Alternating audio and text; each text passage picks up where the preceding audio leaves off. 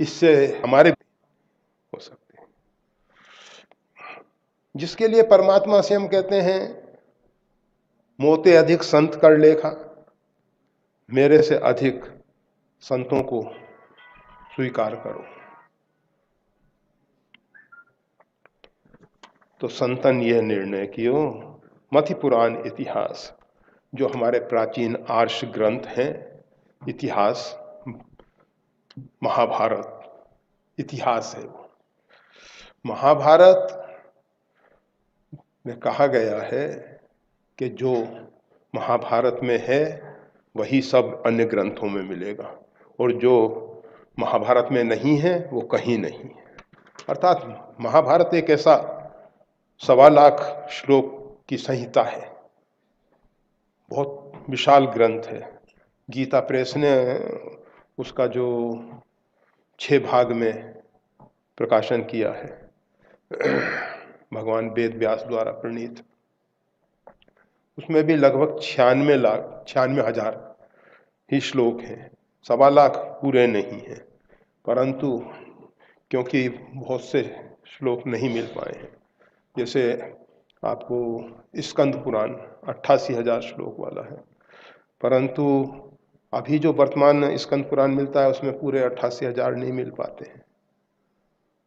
गुरु गीता स्कंद पुराण के अंतर्गत, परंतु स्कंद पुराण को उठा के देखोगे नहीं मिल पाती है। तो इस प्रकार से बहुत सी मतलब काट छांट हो गई है, बहुतों को निकाल दिया गया है, खो गए हैं कहीं इधर उधर। ग्रंथों के साथ बड़ा अन्याय हुआ है, बड़ा अन्याय हुआ है। और हम ऐसा मानते हैं कि जब हमारे आर्ष ग्रंथों के प्रति इस प्रकार से अन्याय होता है, कोई भी संस्कृति इन आर्ष ग्रंथों के आधार पर टिकी है, तो मथि पुराण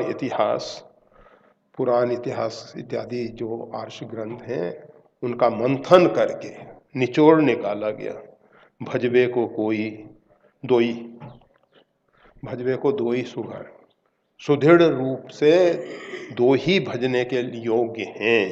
अर्थात भजना जिस प्रकार से पति अपने पति को भजती है, अर्थात सम्यक प्रकार से समर्पण, सम्यक प्रकार की सेवा। भजने का अर्थ ये नहीं कि उनका नाम जप कर रहे हैं, भजना हो गया, उनकी धूप दीप नैवेद्य आरती कर रहे हैं, भजन हो गया, नहीं। भजबे को तो ये 2 ही हैं, हरि के हरिदास। हरि जो सर्वस्व हमारा हरण कर लेते हैं, जो सार्वभौम अस्तित्व में से अहंकार को छीन लेते हैं, अहंकार को हरण कर लेते हैं, इसीलिए उनके प्रति सबका आकर्षण नहीं है। हरि, कुछ लोग तो उनको पापानी दुखानी हरंती, केवल पाप और दुखों का हरण करते हैं, उनको हरि मान बैठे हैं, परंतु ऐसा नहीं है। जो सर्वस्व हमारा हरण कर रहे हैं और बिना सर्वस्व त्याग के शांति नहीं। हम सब शांति की खोज में हैं। शांति कहाँ है? सर्वस्व त्याग। सर्वस्व त्याग अहंकार का त्याग। हम तो त्यागने वाले नहीं, परंतु वो परमात्मा इतने दयालु हैं, इतने दयालु, वो छीन लेते हैं, जबरदस्ती छीन लेते हैं, बलात् हठ अधम उधारे। विनय पत्रिका में गोस्वामी तुलसीदास जी कहते हैं भगवान ने हठ पूर्वक अधमों का उद्धार किया है। वो नहीं चाहते थे कि उनका उद्धार हो, वो तो परमात्मा ऐसे दयालु हैं। बच्चा नहीं चाहता है कि हमारे रोग की निवृत्ति हो, वो कुपथ्य सेवन करना चाहता है, वो कुपथ्य मांगता है, परंतु वेद कुपथ्य नहीं देता और उसके रोग को दूर करने के लिए कड़वी औषधि या जैसी भी औषधि से रोग दूर हो वो व्यवस्था करता है। तो हरि अर्थात रामाख्यमीशम हरिम, हरि कौन है? जिनकी राम नाम से ख्याति है, रामाख्यमीशम हरि। और वेदों में हरि ही ओम, हरि का स्वरूप क्या है, हरि का वाचक क्या है? हरि ओम। ओम की जो ध्वनि विशेष है यही हरि है, परमात्मा की जो ध्वनि है वही हरि है। परमात्मा को हम नहीं समझ पाते हैं, परंतु इस उद्गीत के द्वारा, ओम उद्गीत कहलाता है, ऊपर की ओर ले जाने वाला गीत, उत्थान की ओर ले जाने वाला गीत, उत्कृष्ट स्थिति में पहुंचाने वाला गीत, उद्गीत ओम। हरि ही ओम, वही ओम है, वही हरि है। हरि और हरि के दास, और जो उनकी सेवा में अपने आप को समर्पित कर रखे हैं, हरि की सेवा में हरिदास। ये दो का ही भजन करने की बात की गई है, इन दो को ही स्वीकार करके इनके लिए पूर्ण रूपेण समर्पण की बात कही गई है। अगर दो में से एक भी हो जाए तो भी पर्याप्त है, हरिदास हो जाए तो भी पर्याप्त है, हरि हो जाए तो भी पर्याप्त है। परंतु बिना हरिदास के हरि तक पहुंचना कठिन है। हरि, आप देखते हैं मल्यागिरी चंदन में सुगंध है, परंतु उस सुगंध को हमारे पास कौन लाता है? पवन। बिना पवन के संयोग के वो सुगंध हमारे पास नहीं आएगी। सुगंध तो है उसमें। संत समीर,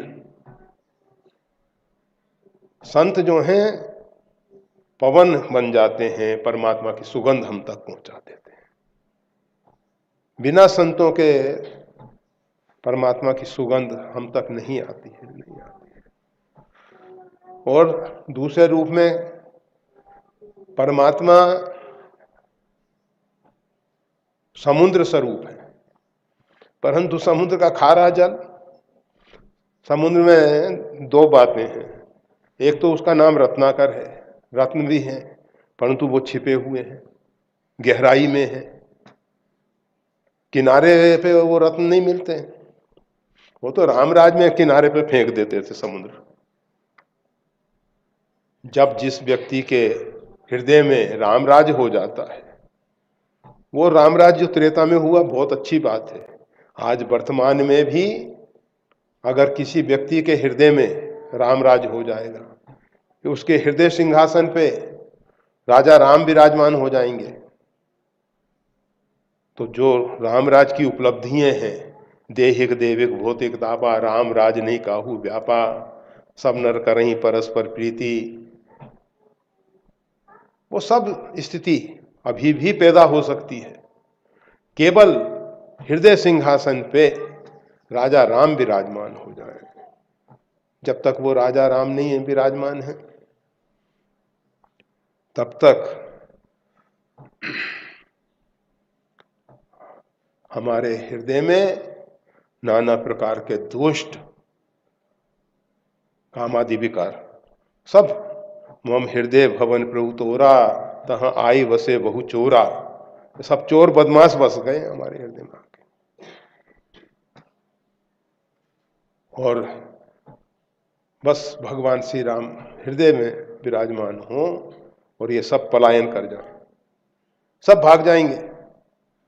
अच्छा नीतिमान सुदृढ़ शासक होने से चोर बदमाशों का कार्य बंद, अपने आप बंद हो जाता है। तो जब परमात्मा श्री राम हमारे हृदय में राजा राम के रूप में सिंहासन पे बैठते हैं, तो ये सब भाग जाते हैं।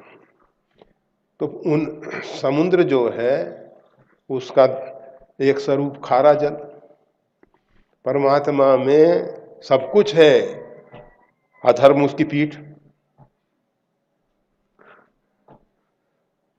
अधर्म भी उसमें है, धर्म भी उसमें है, उसमें क्या नहीं है, सब कुछ है उसमें। परमात्मा से अतिरिक्त कुछ नहीं है। ये पापी दुष्ट आताताई कहाँ है? उसी में है ना, उससे बाहर नहीं है।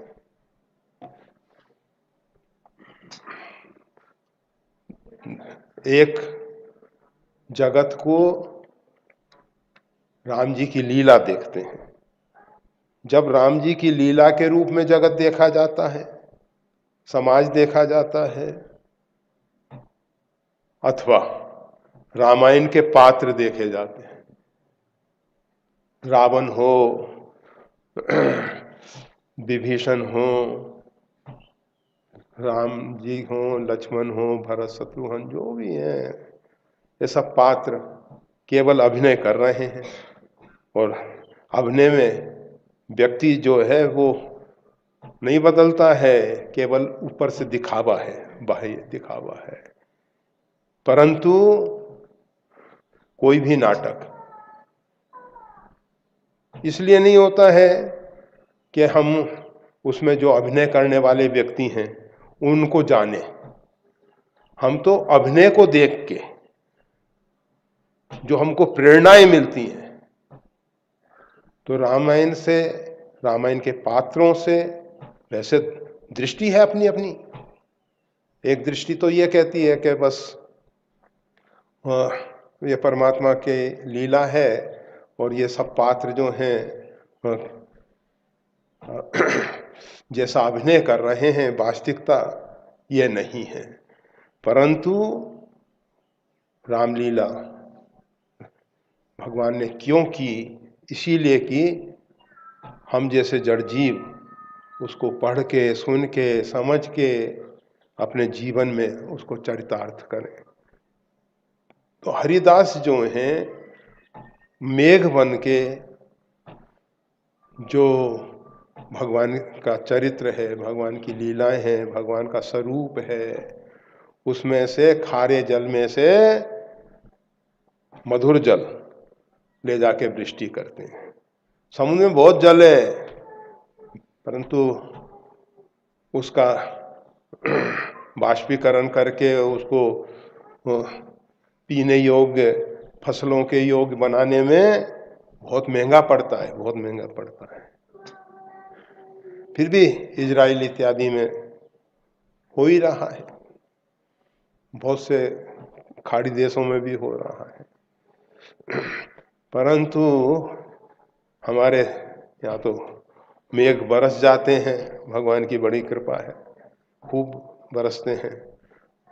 और भारत के बहुत से भाग में तो बहुत अच्छी, अधिक वर्षा होती है, 400 इंच, उससे भी ज़्यादा हो जाती है। कहीं कहीं ठीक है, क्या 15, 20, 50, जैसी भी जहाँ की। भगवान की तरफ से तो इतना जल भारत को मिलता है, इतना जल भारत को मिलता है कि वो उसका अगर पूरा पूरा उपयोग करे तो पूरी पृथ्वी की जो भूमि है वो सब जल से भीगी रह सकती है, पूरी भी। और भगवान ने बड़ी अच्छी लीला रची है।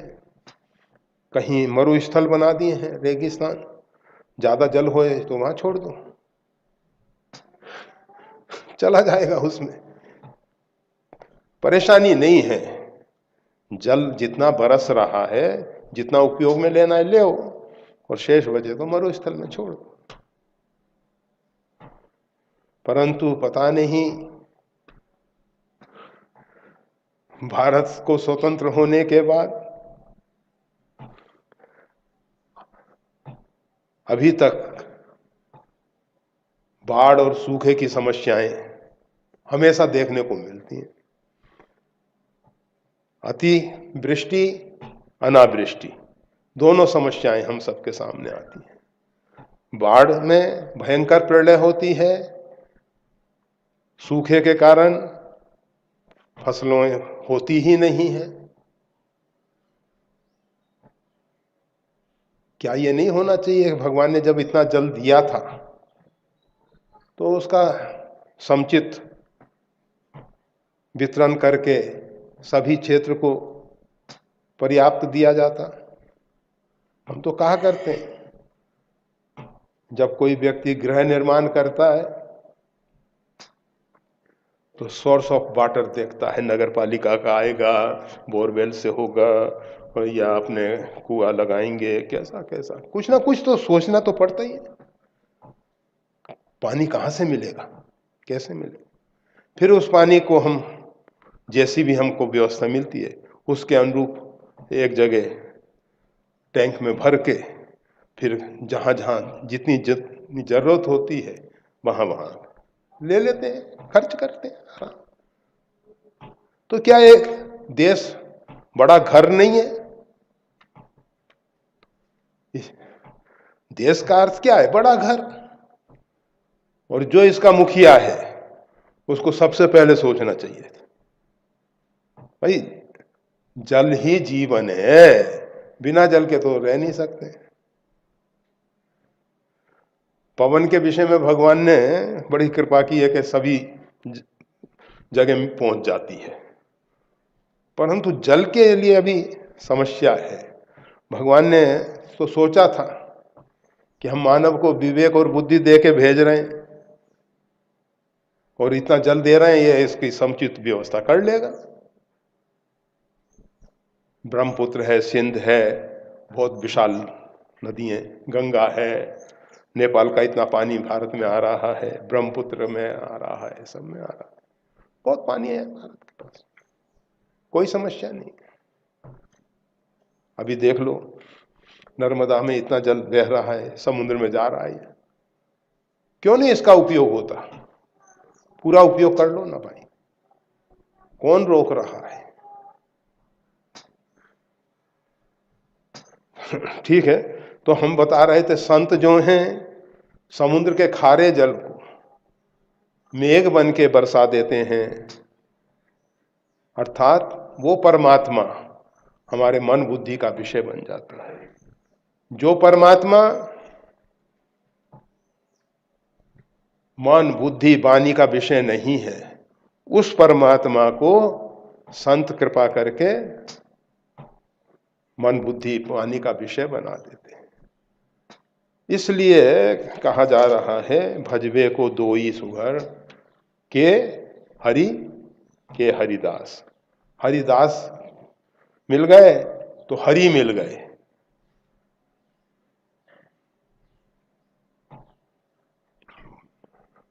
हमें तो हरि से हरि के दास ज्यादा पसंद है। हमने जीवन की बात कहते हैं, आज से लगभग 40-45 साल पहले, अभी पुरानी घटना है, पुरानी घटना है। वैसे हम कहा करते हैं स्मरण शक्ति हमारी खत्म हो गई है, बिल्कुल भूल जाते हैं हम, तत्काल भूल जाते हैं, परंतु कुछ कुछ घटनाएं चित्त का स्पर्श कर जाती हैं, पुरानी घटनाएं भी याद रह जाती हैं। गए मुक्ति नारायण, नारायण भगवान के धाम में गए।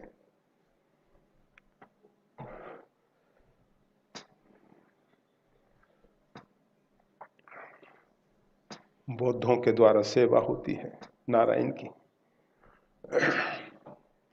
अब वो पुजारी कहने लगा कि वो एक चादर ओढ़ी हुई थी, कहे भगवान को चढ़ा दो। हमने कहा कमाल हो गया भाई, नीचे जाके नहीं भेजने की कोशिश कर सकते हैं, अब ओढ़ी हुई भगवान को चढ़ा दे।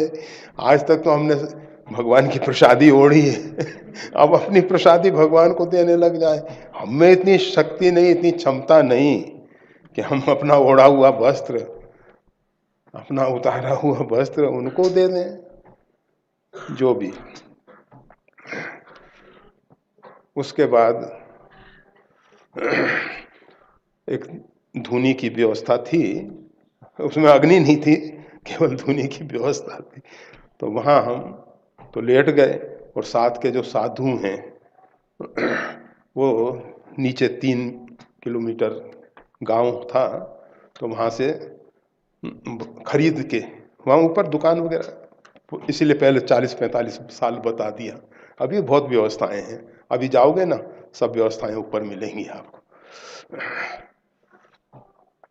अभी तो गाड़ी वाड़ी सब जा रही है।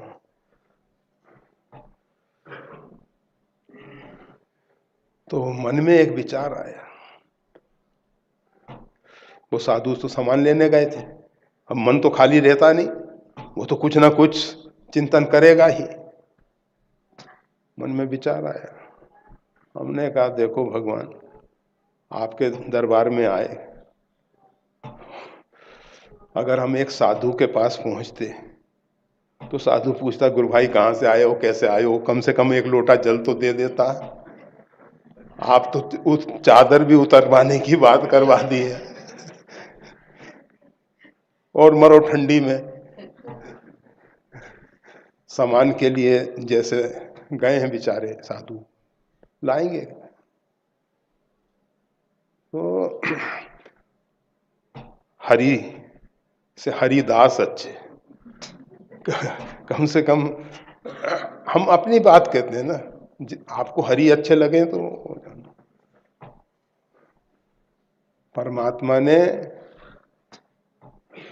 कृपा करके मानव जीवन दिया, कर्म के बंधन में हमको बांध दिया, और ये संत महापुरुष उस बंधन से मुक्त करके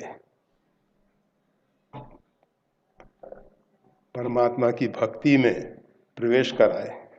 भगवान की तरफ से तो हमको बंधन में फेंका गया था। तो हरि से हरिदास जो भी हो, पर यहां तो जो कहा गया है के हरि के हरिदास, दोनों में से या तो दोनों को ले लो या एक को ले लो। एक आएगा तो दूसरे को अपने आप पकड़ के ले आएगा। हरिदास हरि को ले आएंगे, हरि जो है हरिदास को ले आएंगे। दोनों एक दूसरे के अन्योन्य आश्रित हैं। हरि हरि के दास के अधीन है। और अरे दक्षिण भारत में मंदिर का विग्रह, पुजारी, इतिहास बड़ा है, चर्चा आपकी इसी पे होनी थी, परंतु थोड़ा सा तो पुजारी जाने लगा, राजा ने सेवा निवृत्त कर दिया उसको।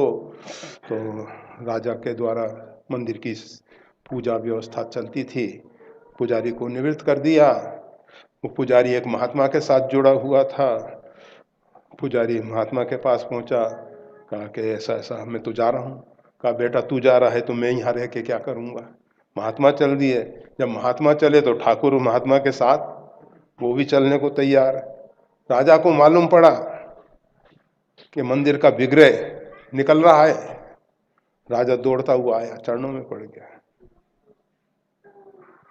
कहा महाराज आपको नहीं जाना है।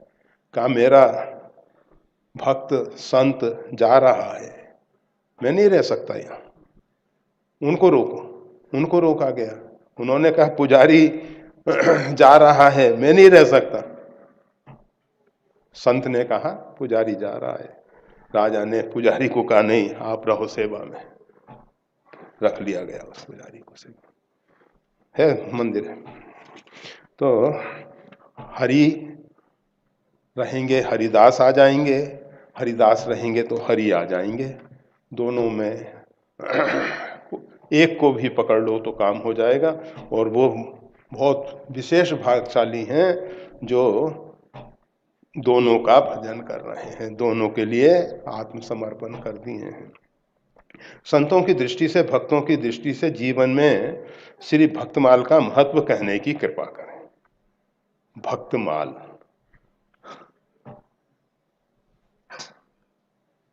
कहा जाता है, भक्ति भक्त भगवंत गुरु चतुर नाम बपु एक, तिनके पद बंधन कीने, नासई विघ्न अनेक।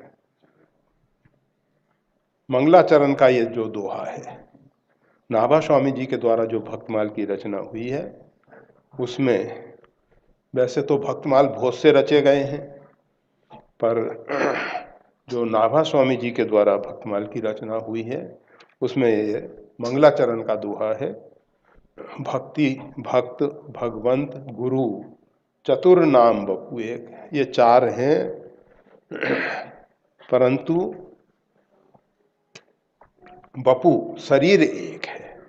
आप सबने माला देखी होगी, हम देख रहे थे, हमारे पास कभी कभी रख देते हैं लोग, आज नहीं आई है। तो माला में चार वस्तुएं मिलके माला बनती है, मन के, उसके अंदर एक सूत्र पिरोया होता है, एक सूत्र में सब मन के पिरोए गए हैं, जोड़े गए हैं, और वो सूत्र दोनों मिलके एक छोर से दूसरे छोर तक सब 108 मन के, उसके ऊपर एक सुमेरु आ गया है, और सुमेरु के ऊपर एक फूल आ गया है। ये चार वस्तुएं हैं, भक्ति, भक्त, भगवंत, गुरु। भक्त रूपी मन के हैं, गुरु रूपी सुमेरु है, और भक्ति और भगवान, इसमें कुछ लोगों ने फूल को भक्ति का स्वरूप माना है, कुछ ने भगवान का स्वरूप माना है। सबके हृदय में, भक्तों के हृदय में, गुरु के हृदय में भक्ति भी हो सकती है, भगवान भी हो सकते हैं, तो दोनों को ही स्वीकार किया जा सकता है। और अगर मान लिया जाए कि भगवान जो है सूत्र रूप में है, तो फूल में जाके, भक्ति में जाके भगवान विलीन हो जाते हैं, और अगर भक्ति को सूत्र रूप में मान लिया जाता है, तो भक्ति जो है भगवान में विलीन हो जाती है। चतुर नाम बपु एक, ये चार हैं। तो भक्तमाल में इन चारों का वर्णन है, ये भक्तों की माला है। इसमें भक्ति, भक्त, भगवंत, गुरु, इन चारों के विषय में कहा गया है। और जब तक इन चारों के स्वरूप को हम नहीं जानते हैं, इन चारों के विषय में हमको जानकारी नहीं है, भक्ति के विषय में अथातो भक्ति व्याख्यायाम, भक्ति की व्याख्या होती है। भक्ति आप देखें, ऋषि पूछी हर भक्ति सुहाई, कही शंभु अधिकारी पाई। अगस्त जी के आश्रम में भगवान शंकर गए, शंकर जी ने अगस्त जी के द्वारा भगवान का चरित्र श्रवण किया, भगवान की कथा सुनी। कथा सुनने के बाद भगवान शंकर को लगा कि इन्होंने कितनी उदारता पूर्वक भगवान का चरित्र हमको सुनाया है, इनको कुछ भेंट देनी चाहिए, ऐसा भगवान शंकर के मन में विचार आया। अब हम भेंट ऐसी चीज दे दें जिसकी उस व्यक्ति को जरूरत ही नहीं है, लाके रख दिया कोई भी वस्तु, अब वो वस्तु हमारे उपयोग की नहीं है तो क्या मतलब है। तो भगवान शंकर ने कहा, मेरी प्रसन्नता के लिए, मैं जानता हूं आप भगवान का चरित्र कहते हैं, और भगवान का चरित्र कहने वाले को किसी प्रकार की कोई आवश्यकता नहीं है, कोई आवश्यकता नहीं है। सबसे पहले तो अक्की रही हर चरित्र बखाने, भगवान का चरित्र बखान करने से पाप तो सब चले गए, और पाप गया तो दुख आदि व्याधि प्रतिकूलता सब खत्म हो गई। पाप के कारण ही हमारे जीवन में प्रतिकूलता आती है, हमारे जीवन में दुख आता है, भय होता है, शोक होता है, रोग होता है। ये सब तो निवृत्त हो गए।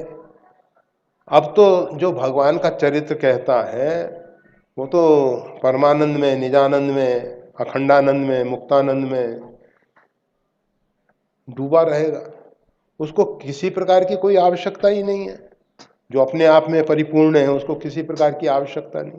परंतु मेरी प्रसन्नता के लिए, भगवान शंकर कह रहे हैं, मेरी प्रसन्नता के लिए आप कुछ कहिए, कुछ कहिए जो मैं आपकी सेवा में निवेदित कर सकूं।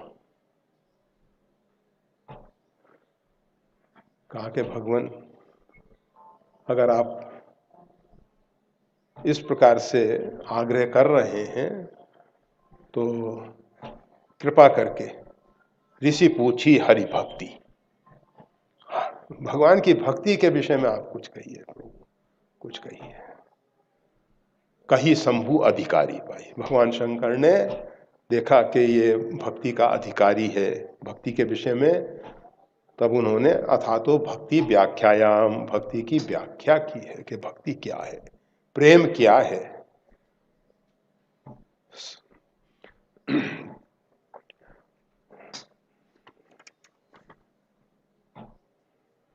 तो हम कह रहे थे भक्तों के जीवन में भक्तमाल का महत्व, ये जो भक्तमाल है इसमें ये चारों का निरूपण किया गया है। भक्ति, भक्त, भगवंत, गुरु, इनके विषय में कहा गया है। और जब तक इनके स्वरूप को हम नहीं जानते हैं तब तक भक्ति बहुत बहुत दुर्लभ है। सबते सो दुर्लभ खगराया, सबसे अधिक दुर्लभ संसार में कुछ है तो राम जी की भक्ति है। हमने पहले भी कहा था, भले ही राम जी कहें भक्ति बहुत सरल है, कहो भक्ति पथ कवन प्रियासा, जोग न जग न तप मख उपवासा, कुछ नहीं चाहिए, बहुत सरल है। परंतु गोस्वामी तुलसीदास जी कहते हैं रघुपति भक्ति करत कठिनाई, रघुनाथ जी की भक्ति करना कोई बच्चों का खेल नहीं है, बड़ी कठिनाई है। कहा कठिनाई कैसी है, तो कहा कि कठिनाई ऐसी है जैसे शर्करा, खांड, चीनी रेती में मिला दी जाए, अब उसको अलग करना बड़ा कठिन है। घोल के और कुछ दूसरा प्रोसेस करके तो आप जो भी हो, परंतु ऐसे ऐसे वो शक्कर के दाने उसमें मिले हुए हैं रेती में, बहुत कठिन है, आसानी से अलग नहीं कर पाओगे। एक कटोरी भर के आपको दे दें कि लो अलग करो, सुबह से शाम तक लगे रहोगे तब भी हमारे को नहीं लगता कि आप कर लोगे अलग।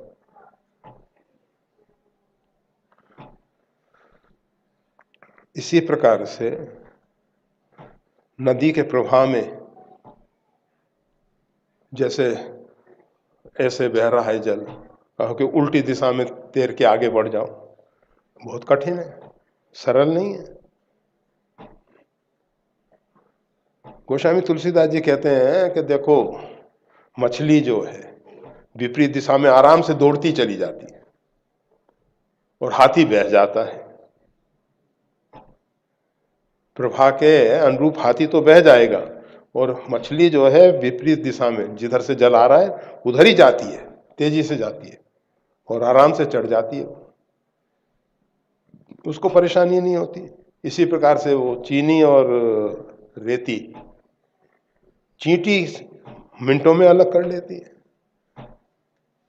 चीनी चीनी अलग कर देगी, रेती रेती छोड़ देगी। चींटी ले शक्कर चली, हाथी के सिर धूल,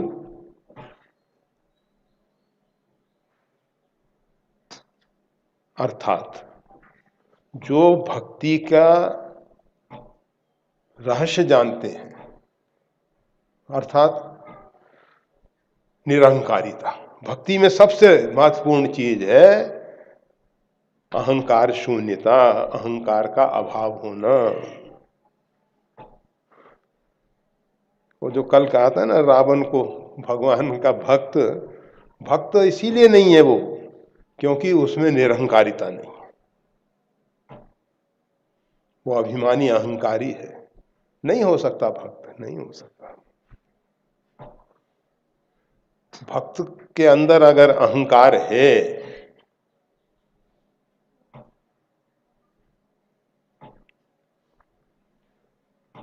वैसे आप कहो कि असभिमान जाई जन भोरे, में सेवक रघुपति पति मोरे,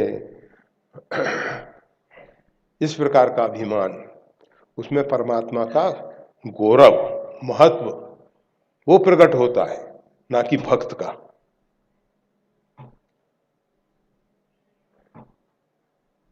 मैं राष्ट्रपति का सेवक हूं, तो इसमें राष्ट्रपति की महत्ता है, ना कि मेरी महत्ता है। मैं तो सेवक हूं, मेरे में क्या बल है, क्या शक्ति है, सामर्थ्य कुछ नहीं है।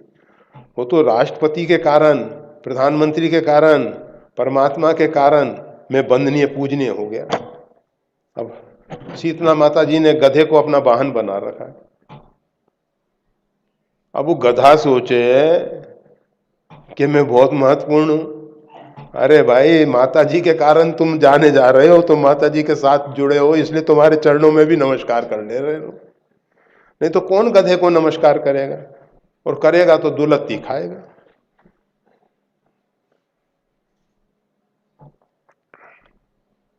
तो भक्त जो है निरहंकार, निरहंकारिता, ये चारों को स्वरूप को बिना जाने भक्ति नहीं आती है। इसलिए भक्तों के जीवन में भक्तमाल का महत्व है। इसलिए भक्तमाल का महत्व है। ये जो भक्तमाल ग्रंथ है, इसमें इन चारों का अच्छे ढंग से निरूपण किया गया है, अच्छे ढंग से व्याख्या की गई है, और उसको समझ के तब हम भक्ति में प्रवेश कर सकते हैं। अगर हम भक्तों के चरित्र को नहीं पढ़ेंगे, भगवान के चरित्र को नहीं पढ़ेंगे, नहीं सुनेंगे, नहीं समझेंगे, भक्ति नहीं आएगी। ये बात अपने आप में सुनिश्चित है। भक्त और भगवान का चरित्र अलग अलग नहीं किया जा सकता। रामचरित्र है, उसमें लक्ष्मण जी का चरित्र, निषाद राज गुह का चरित्र, हनुमान जी का चरित्र, भरत जी का चरित्र निकाल दो, क्या रामचरित्र रहेगा? कुछ नहीं रहेगा। भक्तों का चरित्र राम जी के चरित्र से जुड़ा है, भगवान के चरित्र से जुड़ा है, और भगवान के चरित्र में भक्तों का चरित्र मिला हुआ है। ये दोनों एक दूसरे के साथ जुड़े हुए हैं, एक दूसरे अलग नहीं होते हैं। तो भक्तमाल पढ़ लो, चाहे रामचरितमानस पढ़ लो, श्रीमद् भागवत पढ़ लो, ये सब जो भी भक्ति के ग्रंथ हैं, ये सब भक्ति के ग्रंथ हैं। इनको पढ़ के समझ के भक्ति में प्रवेश किया जा सकता है। इसीलिए गोस्वामी तुलसीदास जी कहते हैं, बिन सत्संग न हरि कथा, तेहि बिन मोह न भाग, मोह गए बिन राम पद, होई न दृढ़ अनुराग। भगवान की भक्ति के ये सोपान बताए गए संतों के मुख से, संतों के द्वारा, क्योंकि बिन सत्संग न हरि कथा, संतों के बिना हरि कथा नहीं होती है। जो ये कथावाचक हैं, अगर भगवान के भक्त हैं, वो संत हैं, बहुत सुंदर, बहुत सुंदर, अति उत्तम, सर्वोत्तम। अगर नहीं है, थोड़ी देर के लिए मान लिया जाए, तो हरि कथा नहीं होगी। उसमें उनको जो अपनी विज्ञप्ति करनी है, मैं श्रेष्ठ हूं, और उनके अंदर जो भरा हुआ है, जो भी अपेक्षाएं, आकांक्षाएं, वो उस कथा में सुनाई देगा। मंदिर बनाना है, मठ बनाना है, आश्रम बनाना है, कमरे बनाने हैं, ये करना है, वो करना है, उसमें दान की महिमा और इसकी महिमा और इसकी महिमा स्वाभाविक दिखाई देगी। या अपनी ख्याति को बढ़ाना है, वो दिखाई देगा, गंध आएगी उसकी। भले ही प्रत्यक्ष रूप में ना हो वो, परंतु उसकी गंध उसमें मिली रहेगी। और संतों के द्वारा जो भगवत भागवत चरित्र कहा जाएगा वो निष्केवल चरित्र होगा, शुद्ध चरित्र होगा, भगवान का पवित्र चरित्र होगा। उसमें इस प्रकार की मिलावट नहीं होगी, इस प्रकार की दुर्गंध नहीं होगी। और जब उन संत महापुरुषों के द्वारा हम हरि कथा सुनेंगे, भगवान का चरित्र सुनेंगे, तो मोह की निवृत्ति होगी। भगवान के विषय में, परमात्मा के विषय में जो मोह है, पुन नारद कर मोह अपारा, कहस बोरे रावण अवतारा। पुनि नारद कर मोह अपारा। नारद को कैसा मोह हुआ? अपार। और उस मोह के कारण परमात्मा के विषय में उन्होंने क्या क्या सोच लिया, परमात्मा को क्या क्या सुना दिया, क्या क्या कह दिया, इतने भी से भी संतोष नहीं हुआ, श्राप दे दिया। ये है मोह। हम परमात्मा के विषय में जो भ्रांत धारणाएं मन में भर रखे हैं, परमात्मा कहीं हमसे नाराज तो नहीं हो जाएगा? अरे भगवान किसी से नाराज होते हैं क्या? अगर परमात्मा नाराज होने लग गए तो संसार में कौन ऐसा है जो किसी के प्रति सद्भाव रख पाएगा? भगवान तो हमेशा कि रहत न प्रभु कृत चूक किए की। कितने लोग भगवान को गाली देने वाले हैं, कभी नाराज हुए हैं क्या? नारद जी ने कितना सब कुछ कहा, भगवान सुनते रहे, मुस्कुराते रहे। शिशुपाल, वो तो पृथ्वी का भार उतारना था, फिर भी 108 तक तो सुनते ही रहे।